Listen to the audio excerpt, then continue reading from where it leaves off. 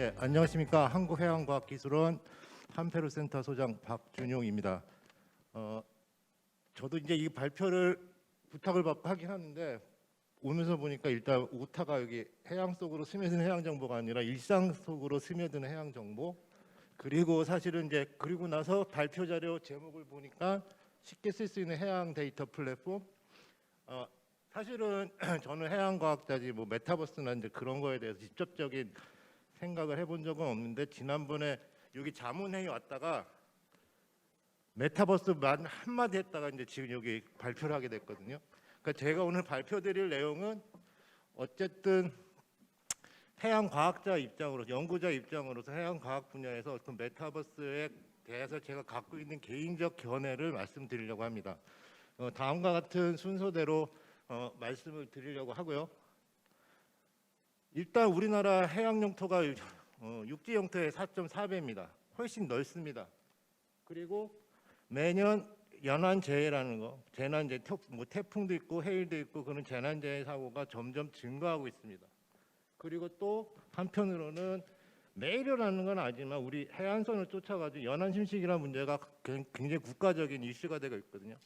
근데 진짜 문제는 뭐냐, 이제 기후변화랑 관련해 가지고 이러한 이벤트가, 재난재해 이벤트가 거의 일상화될 수 있지 않겠느냐는 그러한 상황에 처해 있는 현실이고요. 이게 보면은 산업 경제 활동 중에 이제 운송 부분, 바다 관련해서 운송 부분을 우리가 보면은 사실은 전체 직업군의 퍼센테이지는 굉장히 낮습니다. 하지만 지금 뭐 코비드 19 때문에 이제 일어나는 그 물류 대란이라는 걸 보기만 하더라도 이 항만해운으로 가장 많은 물류가 전 세계적으로 왔다 갔다 거리는데, 그게 지금 3배, 4배 줘도 지금 배를 못 구해서 난리거든요. 어떻게 보면은 여기서 한번 스탑이 되면 우리가 일상생활에 큰 영향을 미치고, 이런 선박들의 이제 항해할 때 가장 문제가 되는 게 해상 기상입니다. 그 기상 정보 같은 거, 이 해양 관련 정보가 없으면 굉장히 경제적으로도 문제가 되는 게 있고요. 그다음에 보면 이 여가 활동 부분, 일상적인 생활이라고 했을 때 요즘 젊은 사람들을 보면은 점차 해상에서 즐기는 레저 스포츠에 관심이 굉장히 많습니다. 특히 요즘에는 서핑 관련해 가지고 전국 곳곳에서 이제 양양이나 아니면은 기장 같은 데 보면은 그 서핑하는 그 젊은 사람들의 모습을 많이 볼 수 있는데, 이런 사람들이 굉장히 어느 정도에 민감하냐, 그 날씨에, 해상 날씨에 굉장히 민감합니다. 그 날씨에 따라서 저기 갈 것이냐 말 것이냐 결정을 하고, 그거보다도 어떻게 중장기적으로 보면은 우리 인류가 직면한 것 중에 하나가, 그 유엔에서도 계속 강조하는 것들이 해양 과학의 중요성을 표현을 할 때 기후 변화, 이 기후 변화를 어떻게 대응하고 예측할 것이냐, 그게 첫 번째 이슈고, 이에 의해서 발생하는 식량 문제를 갖다가 해결할 수 있는 가장 큰 요인을 갖다가 어떻게 보면 이 바다에서 나는 수산 자원을 갖다가 미래 식량 자원으로 생각하고 있습니다. 그래서 이 두 가지에 대해서 우리가 어떤 식으로 예측할 수 있는 기술을 가질 것이냐가 해양 과학 분야의 가장 큰 화두거든요. 그렇게 되면은 여러 가지 날씨 관련해 가지고 모든 그런 정보가 굉장히 많이 필요한 상황입니다.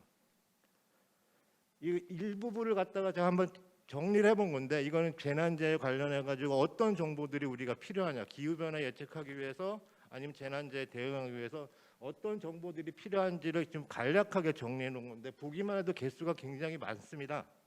이런 거를 과연 어떻게 데이터를 얻을 것이냐가 굉장히 큰 중요성으로 나타나고요.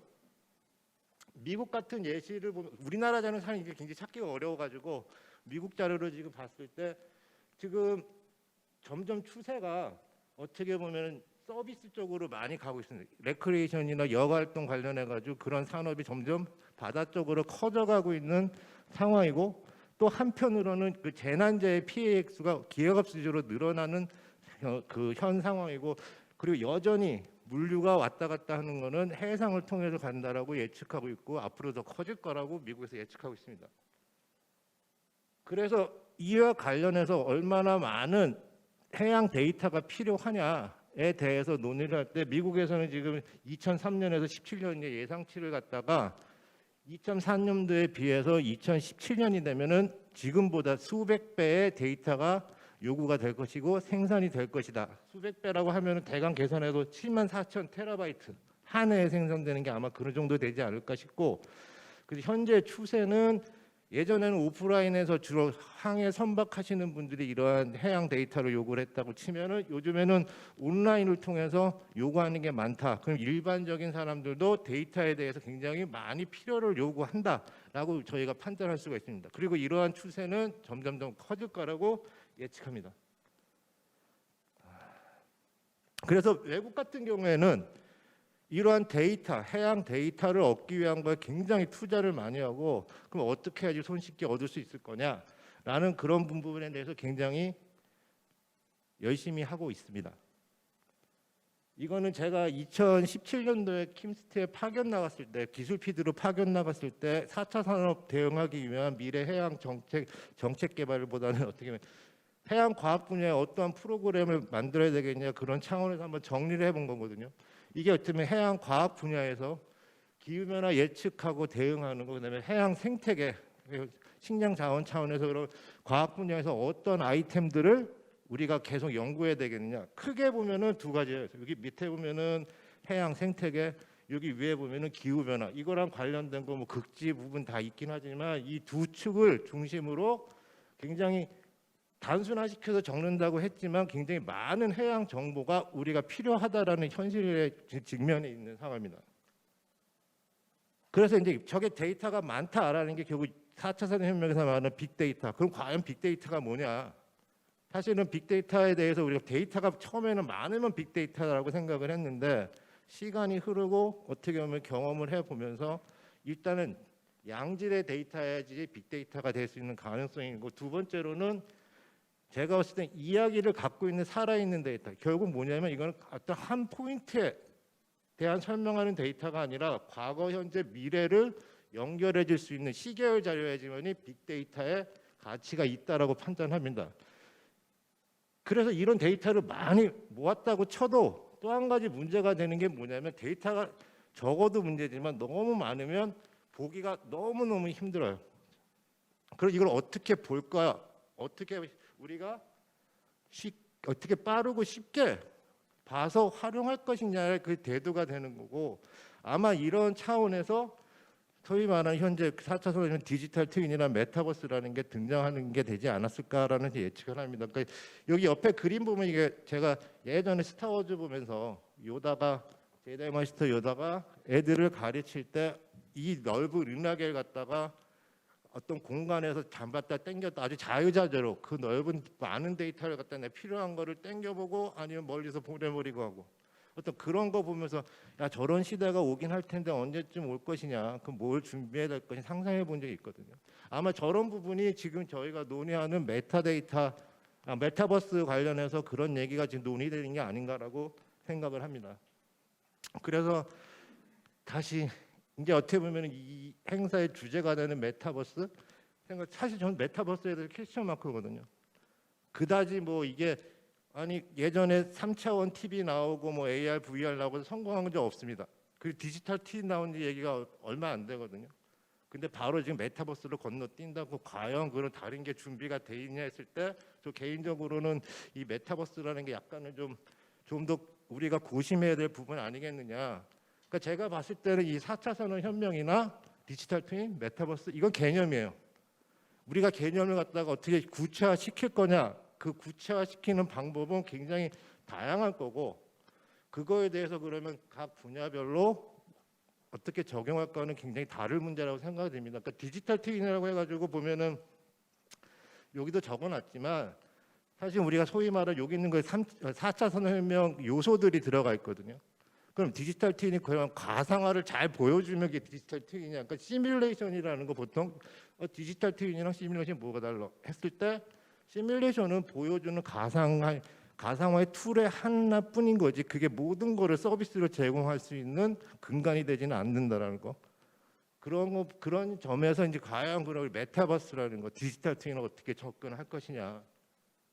보면은 디지털 트윈이라는 게 제가 처음 접한 게 2017년도 봤을 때 GE에서 디지털 트윈 내놓고 스마트 팩토리라는 개념으로 어떻게 보면은 소위 그 미러월드라고 해야 되나요? 비행기 엔진이 있으면 맨날 가서 망가지면 테스트해서 망가진 부분에서 그 현장에 가서 보고 그거를 다시 사무실에 와서 설계도를 다시 보고 했는데 그러면 시간이 너무 많이 드니까 이거를 디지털화 해가지고 설계도 자체를 실물과 똑같이 해서 실시간으로 IoT로 연결해서 문제가 생기면 사무실에서 바로 고칠 수 있게 하자라는 개념으로 이 디지털 트윈이 시작된 걸로 알고 있고요. 그래서 이게 뭐 그랜드 프리스 클라우드 플랫폼이라고 해놨는데 어쨌든 이 클라우드 플랫폼을 이용을 해가지고 어떻게 보면 지금 여기 보시는 것처럼 엔진을 갖다가 미러월드 형태로 디지털 트윈 형태로 만들어서 자동화를 하자, 자동화 극대화하자라는 거고 우리나라도 보면은 포스코에서 제일 먼저 한 걸로 알고 있어요. 포스코에서 이러한 디지털 트윈 개념을 들여와서 진행을 했던 거 17년인가 18년도부터 시작을 했던 걸로 기억을 하고 그래서 이제 왜 그러면 갑자기 작년인가부터 메타버스가 부상을 했나 곰곰이 생각해 봤을 때 이게 어떻게 보면은 이 코비드 19 덕분인 것 같아요. 사람들이 어떻게 보면은 현장에 못 나가고 계속 재택근무하고 했을 때 그거를 갖다 어떻게 해결할까? 저도 처음에는 작년에 이제 아까 제가 한페루 센터 소장이라고 소개드렸는데 사실 제가 페루에 가 있어야 되는데 못 가고 있거든요. 그래서 궁여직책으로 하고 있는 게 줌 화상을 회의를 통해 가지고 페루 측하고 거의 2주에 한 번 걸로 회의를 진행하면서 업무를 보고 있습니다. 처음에는 그게 가능할까? 직접 봐야지 되는 거 아닐까 했는데 이거를 횟수를 거듭하면 거듭할수록 어떻게 보면은 이 화상 회의 하는 게 더 이것도 괜찮네라는 생각이 들거든요. 어떻게 보면은 그러한 사람들이 막연히 이거를 뭐하러 뭐 화상회의를 해 맨날 가서 보는 게 낫지라고 했기 때문에 그런 화상회 시스템이 훌륭한 게 있음에도 불구하고 무용주민이었던 게 이 코비드 19 때문에 이제 어떻게 보면은 굉장히 유용하구나 우리도 이렇게 적응해야 되겠구나라는 걸 바뀌는 것처럼 어떻게 이 코비드 19 때문에 반강제적으로 그러면 이 가상세계 시뮬레이션 이런 거에 좀 더 사람들이 적극적으로 호응하는 거 아니겠는가라고 생각을 합니다. 그래서 메타버스 정의 보면 뭐 가상과 현실 세계가 상호작용하는 3차원 가상 세계 아주 이름은 굉장히 좋아요. 그러니까 좋아가지고 뭐 사람들이 이거 가지고 뭐 한다고 기업들도 지금 다 뛰어들고 있고 어떻게 보면 지금 갖고 있는 기술로 치면 온라인으로 연결되는 거 그다음에 하드웨어로 친다면 뭐 VIR, XR 같은 거 뭐 해가지고 뭐 이런 회사들은 이미 4, 5년 전부터 막 출연해서 나타나긴 했지만 아직까지는 혁혁한 무슨 뭐 상용화가 돼가지고 일반 사람들이 대중적이진 않거든요. 그러니까 보면 메타버스 분류 보면 ASF에서 구분해 놓은 게 보면 뭐 증강현실, 거울 세계, 미러월드, 그다음에 일상기록, 가상 세계 했는데 제가 봤을 때는 어떻게 보면은 가상 세계랑 저 미러월드 저는 반영 세계라고 했거든요. 그러니까 거울 세계라고 하니까 말이 좀 저는 이상해가지고 현재를 반영하는 그대의 복제되는 세계에서 반영 세계라고 표현했는데 이 두 가지 축으로 가지 않겠느냐는 게 제 개인적인 소견입니다. 그러니까 제가 어떻게 보면은 이러한 디지털 트윈이나 메타버스에 관심을 처음에 갖게 된 거는 이제 1999년 이 매트릭스 영화 보고 제가 이 영화 굉장히 좋아하거든요. 거기서 느꼈던 게 저렇게 가상 현실적인 실감이 나는 세계를 구현할 수 있겠느냐. 언젠가는 저게 몇 년 후가 될까, 몇백 년 후가 될까, 그건 아무도 모르는 거. 영화 자체에서도 그때 이 시기가 몇 년인지도 안 나오는 상태에서 영화를 진행하는 거 봐서는 참 막연할 거다라는 생각을 하지만 사실 여기서 제가 봤던 거는 어떻게 보면은 이 현실을 그대로 복제해놨다는 거, 컴퓨터상에 사람이 그 속에서 뭔가를 생각하게 만든다는 거, 전 대단하다는 생각이 들었고, 전 굉장히 다른 세계를 구현을 하는 거구나. 영화긴 하지만 그 다음에 보면 이 메타버스라는 거 등장을 해가지고 이게 과연 어디서부터 등장을 했을까 또 생각을 해봤어요. 그러니까 저도 이제 넷플릭스 보다 보니까 그 소드 아트 온라인이라는 만화 영화를 보게 되니까 이게 가상 현실 속에서 주인공들이 빠져나오는 얘기거든요. 어떻게 탈출할 것이냐. 그러니까 이게 이제 발표된 게 2002년도예요. 이 애니메이션이 여기 보면은 지금 우리가 하고 싶어하는 것들 여기서 너브 기어라고 했는데 어떻게 보면은 AR, VR 기기를 쓰고 컴퓨터 속에 가상 세계에 들어가서 현재랑 비슷한 일상생활하듯이 하면서 그 속에서 벌어지는 에피소드를 이제 그린 건데 이거 보면서 어떻게 보면 이런 게 메타버스 아니겠느냐라는 그 가상세계 메타버스. 그러니까 저는 일본에서는 이걸 이세계라고 표현하더라고요. 이세계, 다른 세계. 그러니까 우리가 살고 있는 세계가 아닌 다른 세계. 저는 그래서 생각하면 이게 별천지 아니겠냐. 우리는 말로 치면 별천지 같은 게 아니겠느냐. 그러니까 우리가 현실이랑 전혀 다른 세계? 이런 세계 속에서 그러면 벌어진다라면 사람들이 흥미로울 수도 있고 굉장히 관심도 많이 가질 거고. 근데 현실적이진 못하겠죠. 그다음에 이거 다음에 나온 게 어떻게 보면은 최근에 나온 것 중에 뭐 메타버스의 끝판왕이라고 할까? 그 레디 플레이어 원, 스티븐 스필버그가 뭐 지휘를 해서 한 거지만 이 소설이 나온 게 2011년도예요. 어떻게 보면은 앞서 말한 소드 아트 온라인을 좀 모티브로 해서 이것도 만들어진 게 아닌가라는 생각이 들거든요. 여기 보면은 진짜 현실하고는 전혀 동떨어진 세계 속에서 이 가상 세계에서 일어나는 다양한 이야기들. 어떻게 보면 사람들은 현실 세계보다 가상 속에서 생활하는 것을 더 선호하는 그런 속에서 일어나는 에피소드가 현실이랑 다를 바 없다라는 식으로 표현하는 그런 영화였고, 그래서 뭐 이런 걸 봤을 때 우리나라에서나 뭐 외국에서나 지금 메타버스라는 게 대두가 되고 외국에서는 가장 원투펀치라고 치면 메타라고, 지금 페이스북이 메타라는 회사를 바꿔서 메타버스 하겠다고 하는 거고, 마이크로소프트 같은 경우에는 그러니까 메타 같은 경우에는 가상 세계를 중심으로 하겠다 치면 마이크로소프트 같은 경우에는 디지털 트윈으로 가겠다. 어떻게 보면 약간 굉장히 다른 시작을 쟤네들이 천명하고 있어요. 우리나라 보면 네이버 제페토나 이프랜드랑 SK 같은 경우에 어떻게 보면 페이스북이나 이제 메타 회사랑 비슷한 형태로 진행이 되고 있고요. 제가 해석한 거는 만약에 이 메타버스 산업이 간다면 두 가지. 정부 주도, 민간 기업 주도. 정부 같은 경우에는 만약에 디지털 트윈 쪽으로 가는 게 맞다라고 보고 현실을 그대로 반영하는 미러 세계로 가는 게 맞고, 기업 입장에서는 신흥 기업들 치고 나가려고 치면 현실과 동떨어진 가상 세계 쪽으로 진행이 되지 않겠느냐. 그래서 전통 기업 같은 경우 지나 마이크로소프트, 그다음에 뭐 GI스로 에스리 같은 경우에는 디지털 트윈 쪽으로 갈 거고요. 신흥 기업 메타나 제페토 이프랜드 뭐 아니면 게임 회사 같은 경우에는 환상 세계 쪽으로 갈 거고, 제가 그림을 자꾸 벌어지게 한 이유는 뭐냐면 둘은 전혀 반대 방향으로 갈 거예요. 어떻게 보면 이건 현실을 도피하고 싶은 사람, 민간인들은 어떻게 현실과 동떨어진 쪽으로 가고 싶어 할 거고, 지금 정부나 아니면 그쪽에는 이거를 계속 유지하는 쪽으로 가기 때문에 아마 정부 주도로 가고 아니면 이쪽 디지털 트윈 가면 영화 매트릭스 같은 형태로 갈 거고, 이 민간이 주도하고 가상세로 가면은 뭐 레디 플레이어 같이 전혀 판타시한 월드로 가지 않을까라는 게 제 판단입니다. 그럼 다시 돌아와서 진짜 오늘 주제인 해양연구 플랫폼에 대해서 말씀드리겠습니다. 과연 그럼 뭐 제목에는 해양 데이터 플랫폼을 했지만 과연 국내 해양 데이터 플랫폼이 있느냐? 저는 없다라고 봐요. 일단은 존재하지 않습니다. 국내 해양 데이터 플랫폼. 그러니까 왜 그렇게 생각을 하냐면, 플랫폼이라는 게 뭐냐면 어떤 하드웨어는 아니거든요. 플랫폼이라는 건 뭐냐면 여기 나온 것처럼 기술들의, 그러니까 응용 기술이 개발이 된 근간 기술들의 집합체라고 설명이 돼 있어요. 단어적으로 보면 어떻게 보면 저거는 하드웨어적으로 눈에 보이는 게 아니라 저거를 사용할 수 있는 환경이라는 게 플랫폼이에요. 자동차 플랫폼을 보면 우리가 플랫폼이 이제 컴퓨터에도 플랫폼이 있지만 보통 이제 하드웨어 쪽으로 보면 자동차 회사들, 폭스바겐 같은 경우에 MEB 플랫폼, NQV는 이제 예전에 내연기관 중심으로 자동차 플랫폼 하나 만들어가지고 이 플랫폼을 근간으로 여러 가지 사이즈 다양한 종류의 차를 생산해냅니다.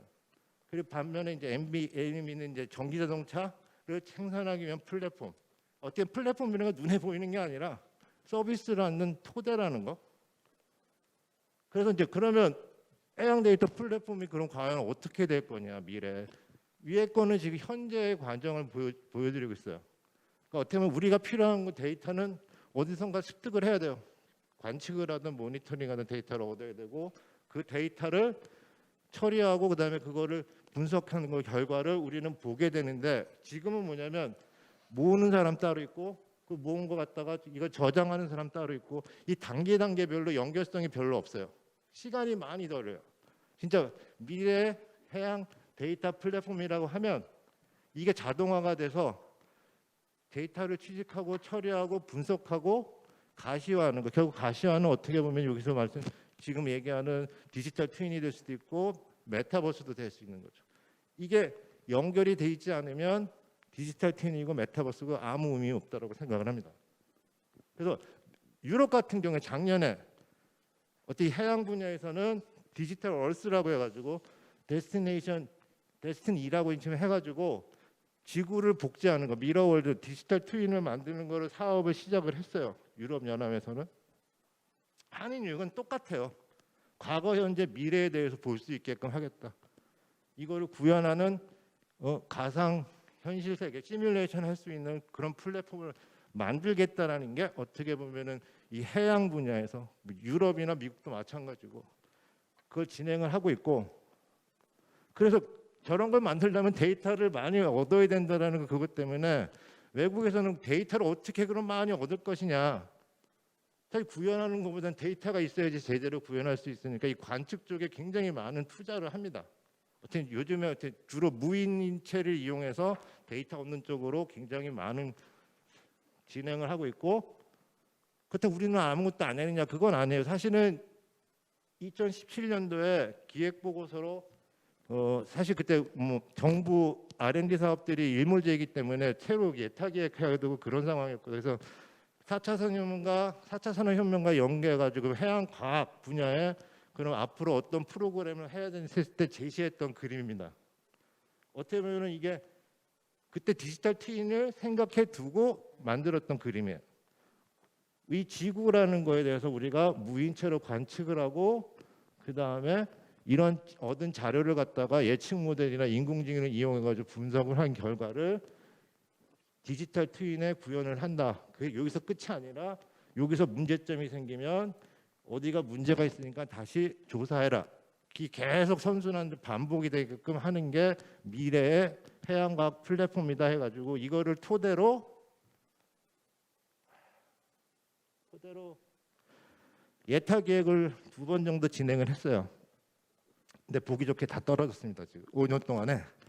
이게 왜 그러냐면 빅데이터가 뭐냐를 설명하는데 2년 걸리고, 플랫폼이 뭐냐 그러는데 몇 년 걸리고, 디지털 트윈이 뭐냐 그거 다 빼라 해가지고 다 빼가지고 좋은 말을 했는데 결국에는 다 망하고 나니까 이제 디지털 트윈 얘기 나오고 이제 메타버스 얘기 나오고.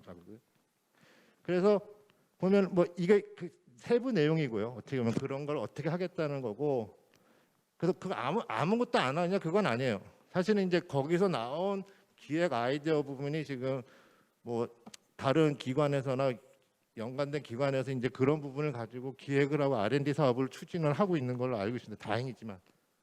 그래서 이제 그럼 해양 쪽의 메타버스는 도대체 뭐냐? 관련 기업이 있느냐? 없어요. 기획을 하는 게 있냐? 없어요. 다 찾아봤어요. 최근까지 뭐 옆에 기관, 저희 기관부터 다 찾아보면 없고 아무것도 지금 시작한 게 없어요. 왜 뭘 해야 될지 모르는 거, 사실 이거 IT라고 생각을 하기 때문에 IT 부분은 당연히 IT 계열 쪽에서 뭐 가상세계 구현하고 그래픽 엔진을 개발하거나 그쪽에서 하는 거니까, 그럼 과연 해양 쪽에 아무것도 못할 거냐? 아니요. 저희는 할 게 무궁무진하다는 생각합니다. 블루오션이라고 생각을 하고, 몇 년 전에 그나마 한 기업이 이런 3차원 데이터를 어떻게 빅데이터가 나왔을 때 빨리 보여줄 수 있겠냐 가지고 오션 3D FX라는 엔진을 개발을 했는데 뭐 사업이 중단, 킴스트 지원받아 했는데 이게 중단이 됐어요. 끝나가지고. 그 다음에 어떻게 됐는지 저도 잘 모르겠어요. 그래서 이 메타버스가 왜 필요하냐, 어떤 파급효과가 있을 거냐, 우리 그 해양 분야가 굉장히 중요하다고 생각해요. 제가 이제 30년 넘게 이제 해양학 쪽을 했는데 만나보면 사람들이 바다를 잘 몰라요. 우리나라 사람들이 약간 두려워요. 그게 왜 필요하냐, 나 육지에만 살 거야. 그러다 보니까 해양 쪽이 잘 안 된 것 같고, 이런 걸 메타버스 통한다면 우리가 선순환 구조로 현장도 잘 될 거라고 생각이 들고, 그리고 중요한 건 데이터예요. 앞으로 이 데이터는 굉장히 중요한 게 자원이 될 거라고 생각을 하고, 지금 계속 신문에 나온 것도 이 데이터 패권이라며 안보라며 그런 얘기가 나오기 때문에 만약에 한다면, 외국 같은 경우에는 지금 해양 조사하는데 경쟁 대회 해가지고 누가 빨리 무인선으로 해양 지형 조사할 거냐, 70억을 줘요. 1등하면 70억. 왜 70억이나 줄까 생각을 해보실 필요는 있을 것 같아요. 그래서 앞으로는 어떤 거냐, 모든 산업 분야에서 하겠지만은 제가 봤을 때 이런 데이터를 모으는 거 아니면 데이터를 생산하는 거, 해양 관련한 거, 그런 부분이 해양 산업 부분에서 제일 두각을 나타내지 않을까 합니다. 예, 이상입니다. 감사합니다.